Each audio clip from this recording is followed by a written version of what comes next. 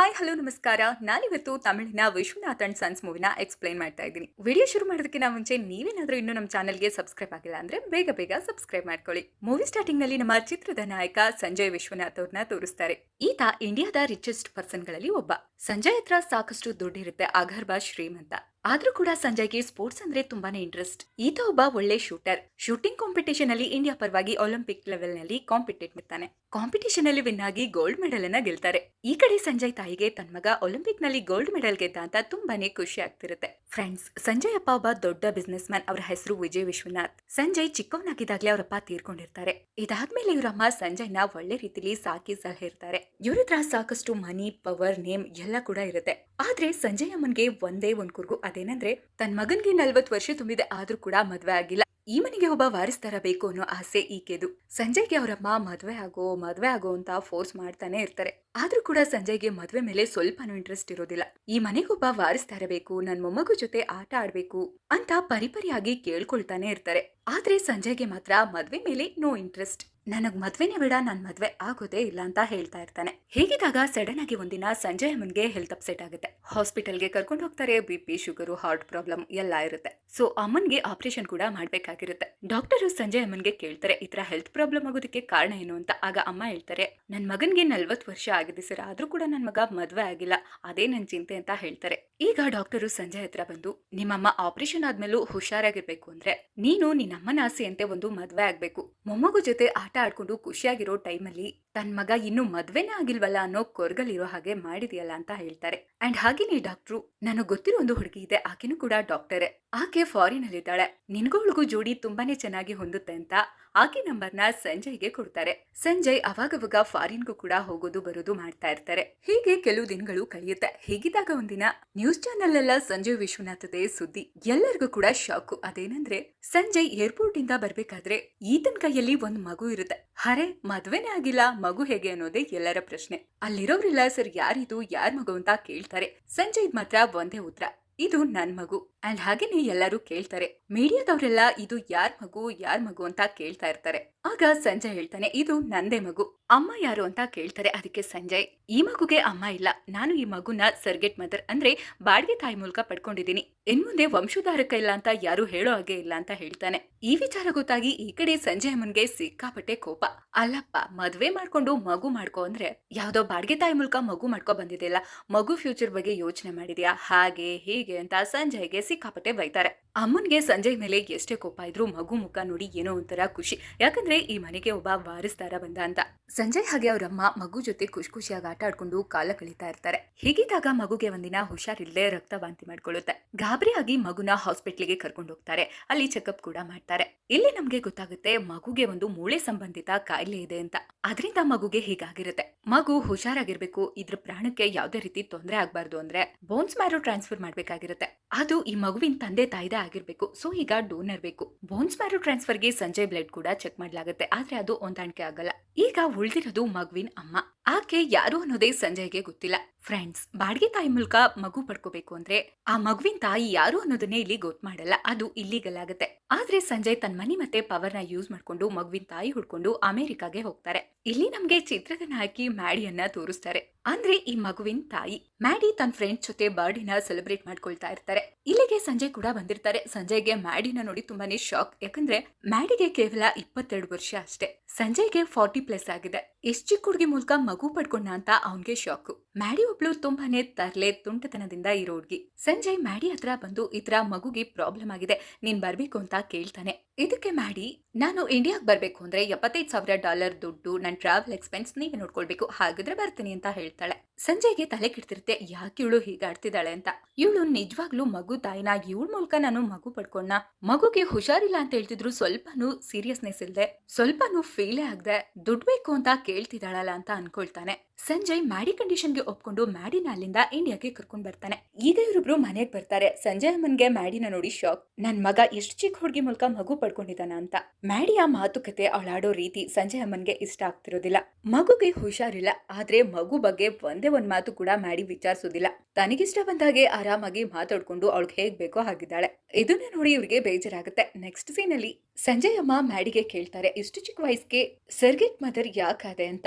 ಆಗ ಮ್ಯಾಡಿ ಹೇಳ್ತಾಳೆ, ನಾನ್ ಚಿಕ್ಕವಳಾಗಿದ್ದಾಗ್ಲೇ ಅಪ್ಪ ಅಮ್ಮ ಇಬ್ರು ತೀರ್ಕೊಂಡ್ರು. ನಾನೊಬ್ಳು ಅನಾಥಾಶ್ರಮದಲ್ಲಿ ಬೆಳೆದೆ. ನಾನು ಮೆಡಿಕಲ್ ಓದ್ತಾ ಇದ್ದೀನಿ, ಅದಕ್ಕೆ ಅಂತ ತುಂಬಾ ಸಾಲ ಕೂಡ ಮಾಡ್ಕೊಂಡಿದೀನಿ. ಆ ಸಾಲನ ನಾನು ತೀರಿಸ್ಬೇಕಿತ್ತು. ಸರ್ಗೆಟ್ ಮದರ್ ಆದ್ರೆ ತುಂಬಾ ದುಡ್ಡು ಕೊಡ್ತೀನಿ ಅಂತ ಹೇಳಿದ್ರು, ಹಾಗಾಗಿ ಇದಕ್ಕೆ ನಾನು ಒಪ್ಕೊಂಡೆ. ಹೀಗೆ ಇರೋದನ್ನೆಲ್ಲ ಮ್ಯಾಡಿ ಹೇಳ್ತಾಳೆ. ಇದನ್ನೆಲ್ಲ ಕೇಳಿ ಸಂಜಯ್ ಅಮ್ಮನ್ಗೆ ಎಷ್ಟೇ ಕಷ್ಟ ಇದ್ರೂ ಮುಖದ ಮೇಲೆ ನಗು ಇಟ್ಕೊಂಡು ಇಷ್ಟೊಂದು ಖುಷಿಯಾಗಿದ್ದಾಳಲ್ಲ ಅಂತ ಅನ್ಸುತ್ತೆ. ಸಂಜಯ್ ಕೋಟ್ಯಾಧೀಶ್ವರ, ಮ್ಯಾಡಿ ಬಡತನದ ಹುಡುಗಿ. ಕೋಟ್ಯಾಧೀಶ್ವರರ ಮನೆಗ್ ಬಂದಿದ್ದಾಳೆ, ಕೇಳ್ಬೇಕಾ? ಸಿಕ್ಕಾಪಟ್ಟೆ ಎಂಜಾಯ್ ಮಾಡ್ಕೊಂಡು ತನಗ್ ಹೇಗ್ ಬೇಕೋ ಹಾಗಿದ್ಕೊಂಡು ಎಲ್ರ ಜೊತೆ ಖುಷಿಯಾಗಿ ಮಾತಾಡ್ತಾ, ತರ್ಲೆ ಮಾಡ್ತಾ, ಮಗು ಜೊತೆ ಆಟ ಆಡ್ತಾ ಆರಾಮಾಗಿ ಇರ್ತಾಳೆ. ಆದ್ರೆ ಸಂಜಯ್ ಮಾತ್ರ ನೋಡು, ಮಗು ಜೊತೆ ಅಟ್ಯಾಚ್ಮೆಂಟ್ ಬೆಳೆಸ್ಕೋಬೇಡ. ನೀನು ಮಗುವಿಗೆ ತಾಯಿನೇ ಆಗಿರ್ಬೋದು, ಆದ್ರೆ ಆಪರೇಷನ್ ಆದ್ಮೇಲೆ ವಾಪಸ್ ನೀನು ಅಮೆರಿಕಾಗ್ ಹೋಗ್ಬೇಕು, ನಿನ್ ಸ್ಟಡೀಸ್ ನ ಕಂಪ್ಲೀಟ್ ಮಾಡ್ಬೇಕು ಅಂತ ಹೇಳ್ತಾನೆ ಇರ್ತಾನೆ. ಇದ್ರ ನಡುವೆ ಸಂಜಯ್ ವಿಶ್ವನಾಥ್ ತನ್ನ ಆಫೀಸ್ ವರ್ಕರ್ಸ್ಗೆಲ್ಲ ಹೆಲ್ಪ್ ಮಾಡ್ತಾ ಇರ್ತಾನೆ. ಇದನ್ನ ಮಾಡಿ ನೋಡಿ ತುಂಬಾನೇ ಇಂಪ್ರೆಸ್ ಆಗ್ತಾಳೆ ಸಂಜಯ್ ಎಷ್ಟು ಒಳ್ಳೆಯವರು ಅಂತ. ಅಂಡ್ ಸಂಜಯ್ ಮದ್ವೆ ಆಗ್ದೇನೆ ಇರ್ಬೋದು, ಆದ್ರೆ ಅವಾಗವಾಗ ಫಾರಿನ್ ಹೋಗಿ ಹುಡುಗಿರ್ ಜೊತೆ ಟೈಮ್ ಸ್ಪೆಂಡ್ ಮಾಡಿ ಬರ್ತಾ ಇರ್ತಾರೆ. ಇದು ಮ್ಯಾಡಿಗೆ ಗೊತ್ತಾಗಿರುತ್ತೆ. ಈ ವಿಚಾರನ ಇಟ್ಕೊಂಡು ಮ್ಯಾಡಿ ಸಂಜಯ್ನ ಅವಾಗವಾಗ ರೇಗಿಸ್ತಾ ಇರ್ತಾಳೆ. ನೆಕ್ಸ್ಟ್ ಸೀನ್ ಅಲ್ಲಿ ಮಗುಗೆ ಸರ್ಜರಿ ಮಾಡೋ ಟೈಮ್ ಬರುತ್ತೆ. ಮ್ಯಾಡಿ ತನ್ನ ಬೋನನ್ನ ಮಗುಗೆ ಡೊನೇಟ್ ಮಾಡ್ತಾಳೆ. ಆಪರೇಷನ್ ಸಕ್ಸಸ್ಫುಲ್ ಆಗಿ ಆಗುತ್ತೆ. ಮ್ಯಾಡಿ ಮತ್ತೆ ಮಗು ಹಾಸ್ಪಿಟಲ್ ನಲ್ಲೇ 15 ದಿನ ಇರಬೇಕಾಗುತ್ತೆ. ಸಂಜಯ್ ಆಗಿ ಅವರಮ್ಮ ಜೊತೆಲಿ ಇದ್ಕೊಂಡು ತಾಯಿ ಮಗುನ ತುಂಬಾನೇ ಪ್ರೀತಿಯಿಂದ ಚೆನ್ನಾಗಿ ನೋಡ್ಕೊಳ್ತಾರೆ. ಇದನ್ನೆಲ್ಲ ನೋಡಿ ಮ್ಯಾಡಿಗೆ ಸಂಜಯ್ ಮೇಲೆ ಪ್ರೀತಿ ಹುಟ್ಟೋದಕ್ಕೆ ಶುರುವಾಗುತ್ತೆ. ಮ್ಯಾಡಿ ಒಬ್ಬ ಅನಾಥೆ ಆಗಿರೋದ್ರಿಂದ ಫ್ಯಾಮಿಲಿ ಅಂದ್ರೆ ಏನು, ಫ್ಯಾಮಿಲಿ ಪ್ರೀತಿ ಅಂದ್ರೆ ಹೇಗಿರುತ್ತೆ ಅನ್ನೋದೆಲ್ಲ ಫೀಲ್ ಮಾಡ್ತಿರ್ತಾಳೆ. ಇವ್ರ ಕುಟುಂಬದಲ್ಲಿ ನಾನು ಒಬ್ಳಾದ್ರೆ ಹೇಗಿರುತ್ತೆ ಅಂತ ಅನ್ಕೊಳ್ತಾ ಇರ್ತಾಳೆ. ಮ್ಯಾಡಿ ಸಂಜಯ್ಗೆ ಹೇಳ್ತಾಳೆ, ಸಂಜಯ್, ನಾನು ದುಡ್ಡುಗೋಸ್ಕರನೇ ಬಂದೆ, ಆದ್ರೆ ಇಲ್ಲಿಗೆ ಬಂದ್ಮೇಲೆ ನಂಗೆ ದುಡ್ಡಿನ ಮೇಲಿರೋ ಆಸೆನೆ ಹೊರಟೋಯ್ತು. ಮಗು, ನೀನು, ಅಮ್ಮ ತೋರ್ಸೋ ಪ್ರೀತಿ ನನ್ನನ್ನ ಚೇಂಜ್ ಮಾಡ್ಬಿಡ್ತು ಅಂತ ಹೇಳ್ತಿರ್ತಾಳೆ. ಅದಕ್ಕೆ ಸಂಜಯ್, ನೀನ್ ನನ್ ಜೊತೆ ಇರೋರ್ಗು ನೀನ್ ನನ್ ಜವಾಬ್ದಾರಿ ಅಂತ ಮಾತು ಕೊಡ್ತಾನೆ. ಇದನ್ನೆಲ್ಲ ನೋಡಿ ಮ್ಯಾಡಿ ಸಂಜಯ್ ಮೇಲೆ ಮತ್ತೆ ಇಂಪ್ರೆಸ್ ಆಗ್ತಾನೆ ಇರ್ತಾಳೆ. ಸಂಜಯ್ ಎಷ್ಟು ಒಳ್ಳೆಯವರು, ಆದ್ರೆ ಇವರು ಯಾಕೆ ಸರ್ಗಿಸಿ ಮೂಲಕ ಮಗುನ ಪಡ್ಕೊಂಡ್ರು ಅಂತ ಸಂಜಯ್ ಅಮ್ಮನ ಹತ್ರ ಹೋಗಿ ಕೇಳ್ತಾಳೆ. ಆಗ ಸಂಜಯ್ ಮದ್ವೆ ಆಗದೆ ಇರೋದಕ್ಕೆ ಒಂದು ಫ್ಲಾಶ್ ಬ್ಯಾಕ್ ಸ್ಟೋರಿಯನ್ನ ಹೇಳ್ತಾರೆ. ಸಂಜಯ್ ಅಪ್ಪ ಒಬ್ಬ ದೊಡ್ಡ ಬಿಸ್ನೆಸ್ ಮ್ಯಾನ್. ಸಂಜಯ್ ತನ್ನ ಅಪ್ಪನ ತುಂಬಾನೇ ಪ್ರೀತಿ ಮಾಡ್ತಿದ್ದ. ಫ್ರೆಂಡ್ಸ್, ಸಂಜಯ್ ವಿಶ್ವನಾಥ್ ಅವರ ಅಪ್ಪನ ಹೆಸರು ವಿಜಯ್ ವಿಶ್ವನಾಥ್ ಸಂಜಯ್ ಅಮ್ಮನ್ನ ಬಿಟ್ಟು ಒಬ್ಬ ನಟಿಯನ್ನ 2ನೇ ಮದ್ವೆ ಆಗ್ತಾರೆ. ಇದು ಸಂಜಯ್ಗೆ ಇಷ್ಟ ಇರೋದಿಲ್ಲ. ಅಪ್ಪ ಯಾಕೆ ಹೀಗ್ ಮಾಡ್ದೆ ಅಂತ ಕೇಳ್ತಾನೆ. ಅದಕ್ಕೆ ಅಪ್ಪ ಹೇಳ್ತಾರೆ, ನಿಮ್ಮ ಅಮ್ಮನ ಮೇಲೆ ನನ್ಗೆ ಪ್ರೀತಿ ಕಡಿಮೆ ಆಯ್ತು, ಆಕೆ ಮೇಲೆ ನನ್ಗೆ ಪ್ರೀತಿ ಹುಟ್ಟು, ಅದಕ್ಕೆ ನಾನು ಮದ್ವೆ ಆದೆ ಅಂತ ಹೇಳ್ತಾನೆ. ಅಂಡ್ ನೀನು ಕೂಡ ಹಾಗೇನೆ ದೊಡ್ಡವನಾದ್ಮೇಲೆ ನಿನ್ ಹೆಂಡತಿನ ಬಿಟ್ಟು ಬೇರೆಯವ್ರ ಮೇಲೂ ಸಹ ನಿನ್ಗೆ ನಂತರನೇ ಪ್ರೀತಿ ಆಗ್ಬೋದು ಅಂತ ಹೇಳ್ತಾನೆ. ಆಗ ಸಂಜಯ್ ವಿಶ್ವನಾಥ್ ತನ್ನ ಅಪ್ಪನ ಮಾತನ್ನ ಒಪ್ಪಲ್ಲ. ನೀನು ಈ ತರ ಮಾಡಿರ್ಬೋದು, ಆದ್ರೆ ನಾನ್ ನಿಂತರ ಆಗಲ್ಲ, ನಾನು ನಿಂತರ ಮಾಡೋದು ಇಲ್ಲ, ನಾನು ಮದ್ವೆ ಅನ್ನೋದನ್ನೇ ಆಗಲ್ಲ ಅಂತ ಶಪಥ ಮಾಡ್ತಾನೆ. ಅವಾಗ ಶಪಥ ಮಾಡಿದ್ದು 40 ವರ್ಷ ಆದ್ರೂ ಕೂಡ ನನ್ ಮಗ ಮದ್ವೆನೇ ಆಗಿಲ್ಲ ಅಂತ ಹೇಳ್ತಾರೆ. ನಾನು ಮನೆಗೆ ವಂಶೋದ್ಧಾರಕ ಬಂದೆ, ಅದಕ್ಕೆ ಸರ್ಗೆಟ್ ಮದರ್ ಮೂಲಕ ಮಗುನ ತಂದ ಅಂತ ಕೂಡ ಹೇಳ್ತಾರೆ. ಸಂಜಯ್ ಕತೆನ ಕೇಳಿ ಮ್ಯಾಡಿ ತುಂಬಾನೇ ಇಂಪ್ರೆಸ್ ಆಗ್ತಾಳೆ.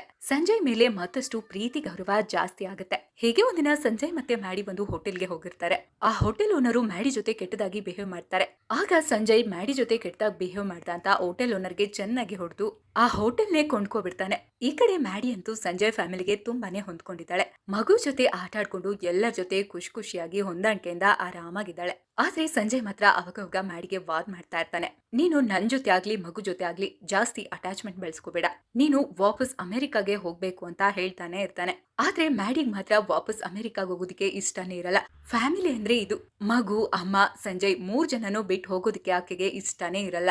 ನಾನು ಇಲ್ಲೇ ಇವ್ರ ಜೊತೆನೆ ಇದ್ಕೋಬೇಕು ಅಂತ ಆಕೆ ಅನ್ಕೊಂಡಿರ್ತಾಳೆ. ಹೀಗಿದ್ದಾಗ ಮ್ಯಾಡಿ ಬಂದ್ ಕೆಲಸ ಮುಗಿತು ಅಮೆರಿಕಾಗೆ ವಾಪಸ್ ಹೋಗೋ ದಿನ ಬರುತ್ತೆ. ಮ್ಯಾಡಿ ಸಂಜಯ್ ಅಮ್ಮನ ಹತ್ರ ಬಂದು, ನಾನ್ ನಿಮ್ಮನ್ನ ಇಷ್ಟು ದಿನ ಹೆಸರಿಡ್ದು ಕರಿತಾ ಇದೆ, ನೀವು ಒಪ್ಪಿಗೆ ಕೊಟ್ರೆ ನಿಮ್ಮನ್ನ ಅತ್ತೆ ಅಂತ ಕರಿಬೋದಾ ಅಂತ ಹೇಳ್ತಾಳೆ.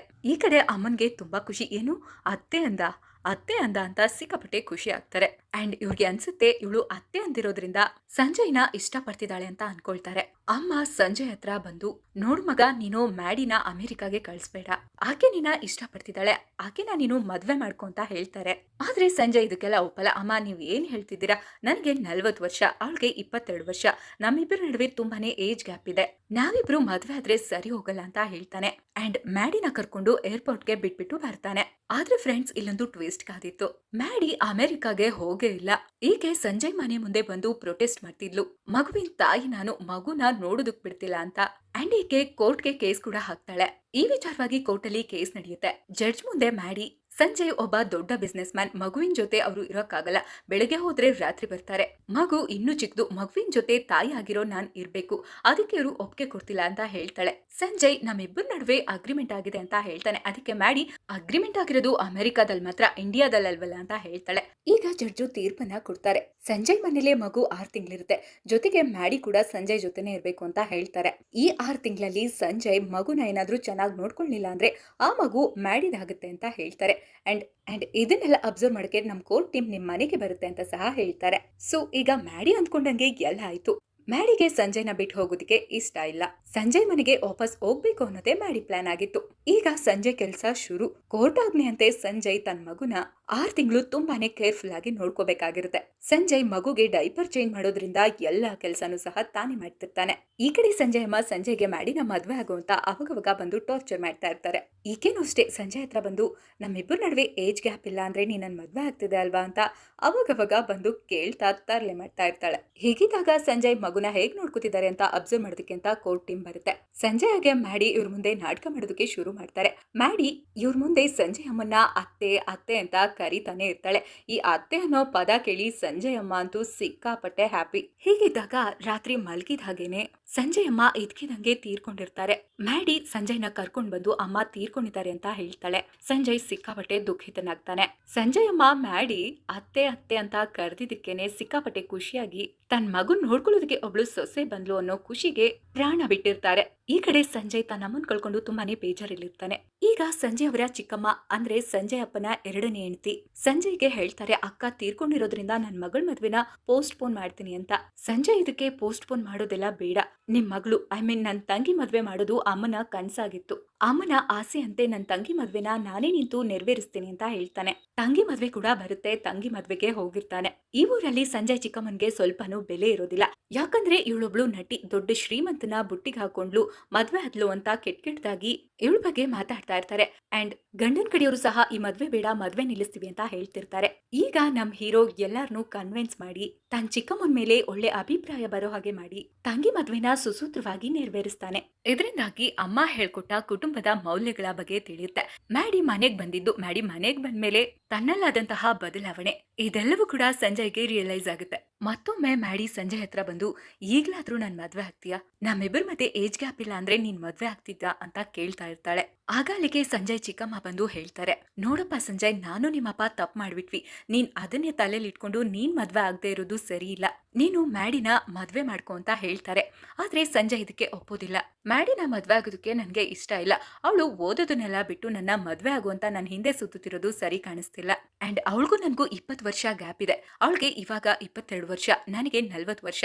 ನನಗೆ 60 ವರ್ಷ ಆದಾಗ ಅವಳಿಗೆ 40 ವರ್ಷ ಆಗಿರುತ್ತೆ. ಅವಳು ಪ್ರಪಂಚನ ಸುತ್ತಬೇಕು ಅಂತ ಅಂದಾಗ ಅವಳ ಆಸೆ ಕನ್ಸ್ ಜೊತೆ ನಿಲ್ಲೋದಕ್ಕೆ ನನ್ಗೆ ಆಗದೆ ಇರ್ಬೋದು. ಅದು ಅವಳಿಗೆ ಈಗ ಅರ್ಥ ಆಗಲ್ಲ, ಮುಂದೆ ಅರ್ಥ ಆಗುತ್ತೆ. ಇದೆಲ್ಲ ಬಿಟ್ಟು ನೀನು ಡಾಕ್ಟರ್ ಓದೋದನ್ನ ಕಂಪ್ಲೀಟ್ ಮಾಡು, ಅಮೆರಿಕಾಗೆ ವಾಪಸ್ ಹೋಗು ಅಂತ ಸಂಜಯ್ ಹೇಳ್ತಾರೆ. ಆದ್ರೂ ಕೂಡ ಮ್ಯಾಡಿ ನನ್ನನ್ನ ಮದ್ವೆ ಆಗುವಂತ ಪರಿಪರಿಯಾಗಿ ಕೇಳ್ಕೊಳ್ತಾಳೆ. ಇದಕ್ಕೆ ಸಂಜಯ್ ಒಪ್ಪದೆ ಮ್ಯಾಡಿನ ವಾಪಸ್ ಅಮೆರಿಕಾಗೆ ಕಳಿಸ್ಬಿಡ್ತಾರೆ. ಅಂಡ್ ಮ್ಯಾಡಿಗೆ ಸಂಜಯ್ ಒಂದ್ ನೋಟ್ ಕೂಡ ಬರ್ತಿರ್ತಾರೆ. ನಿನ್ಗೆ ಕೋಪ ಕಮ್ಮಿ ಆದಾಗ ನನ್ಗೆ ಕಾಲ್ ಮಾಡು, ನೀನ್ ಎಲ್ಲೇ ಇದ್ರೂ ನಂದೇ ಜವಾಬ್ದಾರಿ ಅಂತ ಬರ್ದಿರ್ತಾನೆ. ಆದ್ರೆ ಮ್ಯಾಡಿ ಮಾತ್ರ ತನ್ನ ಡಿಗ್ರಿ ಕಂಪ್ಲೀಟ್ ಆಗೋ ತನಕ ಯಾವುದೇ ರೀತಿ ಸಂಜಯ್ಗೆ ಕಾಲ್ ಮಾಡಲ್ಲ. ಆದ್ರೆ ಅಮ್ಮ ಮಗುನ ದೂರ ಇಡಬಾರ್ದು ಅಂತ ಅಮ್ಮ ಮಗ ಅವಾಗವಾಗ ಮೀಟ್ ಆಗೋವಾಗೆ ಮಾಡ್ತಿರ್ತಾನೆ. ಹೀಗೆ ಕೆಲವು ವರ್ಷಗಳು ಕಳೆಯುತ್ತೆ. ಮ್ಯಾಡಿ ಕೂಡ ಡಿಗ್ರಿಯನ್ನ ಮುಗಿಸಿ ಗ್ರಾಜುಯೇಟ್ ಆಗ್ತಾಳೆ. ತನ್ನ ಈ ಸಕ್ಸಸ್ಗೆ ಸಂಜಯ್ ವಿಶ್ವನಾಥೇ ಕಾರಣ ಅಂತ ಎಲ್ಲರ ಮುಂದೆ ಹೇಳ್ತಾಳೆ. ನೆಕ್ಸ್ಟ್ ಸಂಜಯ್ ಮ್ಯಾಡಿಗೆ ಒಂದು ಜಾಬ್ ಆಫರ್ ಅನ್ನ ಮಾಡ್ತಾರೆ. ಚೆನ್ನೈಯಲ್ಲಿ ಅಮ್ಮನ ಹೆಸರಲ್ಲಿ ಒಂದು ಹಾಸ್ಪಿಟಲ್ ಅನ್ನ ಕಟ್ಸಿದೀನಿ, ನೀನೇ ಅದನ್ನ ರನ್ ಮಾಡ್ಬೇಕು ಅಂತ ಹೇಳ್ತಾನೆ. ಆಗ ಆ ಮಗು ಹೇಳುತ್ತೆ, ಆ ಮಗುಗೆ ಇವಾಗ 5 ವರ್ಷ ಆಗಿರುತ್ತೆ. ಅದ್ರ ಹೆಸರು ಅಭಯ್ ವಿಶ್ವನಾಥ್. ಅಮ್ಮ, ಹಾಸ್ಪಿಟಲ್ ಅನ್ನೋದು ಒಂದು ನೆಪ, ಅಪ್ಪ ನಿನ್ನ ನಮ್ ಜೊತೆನೆ ಇರಿಸ್ಕೊಳ್ಳೋದಕ್ಕೆ ಈ ತರ ಪ್ಲಾನ್ ಮಾಡಿದ್ದಾರೆ ಅಂತ ಹೇಳುತ್ತೆ. ಫ್ರೆಂಡ್ಸ್, ಇಲ್ಲಿ ಸಂಜಯ್ಗೆ ಮ್ಯಾಡಿ ಮೇಲೆ ತುಂಬಾನೇ ಪ್ರೀತಿ ಇರುತ್ತೆ. ಆದ್ರೆ ಅವಳ ಎಜುಕೇಶನ್ ಹಾಳಾಗ್ಬಾರ್ದು ಅಂತ ತನ್ನ ಪ್ರೀತಿನ ಎಕ್ಸ್ಪ್ರೆಸ್ ಮಾಡ್ದೆ ಮ್ಯಾಡಿ ಓದಿ ತನ್ನ ಕಾಲ್ ಮೇಲೆ ತಾನು ನಿಂತ್ಕೊಳ್ಬೇಕು, ನನ್ನಿಂದ ಅವಳ ಆಸೆ ಕನ್ಸ್ಗಳು ಹಾಳಾಗ್ಬಾರ್ದು ಅಂತ ತನ್ನ ಪ್ರೀತಿನ ಕೊನೆವರೆಗೂ ಒಪ್ಕೊಂಡಿರೋದಿಲ್ಲ. ಈಗ ಮ್ಯಾಡಿ ಸಂಜಯ್ನ ಈಗ್ಲಾದ್ರೂ ನನ್ ಮದ್ವೆ ಮಾಡ್ಕೊಳಕ್ ಒಪ್ತೀಯ ಅಂತ ಅಟ್ಟ ಆಡ್ಸ್ಕೊಂಡ್ ಹೋಗ್ತಾಳೆ. ಕೊನೆಗೆ ಇವ್ರ 3 ಜನನು ಒಂದು ನದಿನ ನೋಡ್ತಾ ನಿಂತ್ಕೊಳ್ತಾರೆ. ಕೊನೆಗೆ ಮಗುನ ಮಧ್ಯ ನಿಲ್ಸ್ಕೊಂಡು ಇವ್ರ 3 ಜನ ನದಿನ ನೋಡ್ತಾ ನಿಂತ್ಕೊಳ್ತಾರೆ. ಇಲ್ಲಿಗೆ ಈ ಮೂವಿ ಎಂಡ್ ಆಗುತ್ತೆ. ಇದಾಗಿತ್ತು ವಿಶ್ವನಾಥ್ ಅಂಡ್ ಸನ್ಸ್ ಚಿತ್ರದ ಬ್ಯೂಟಿಫುಲ್ ಸ್ಟೋರಿ. ಇದೇ ರೀತಿ ಹೊಸ ಹೊಸ ಕಥೆಗಳಿಗಾಗಿ ನಮ್ಮ ಚಾನೆಲ್ ಅನ್ನ ಸಬ್ಸ್ಕ್ರೈಬ್ ಮಾಡ್ಕೊಳ್ಳಿ. ಜೊತೆಗೆ ವಿಡಿಯೋಗೊಂದು ಲೈಕ್ ಕೊಟ್ಟು ಸಪೋರ್ಟ್ ಮಾಡಿ.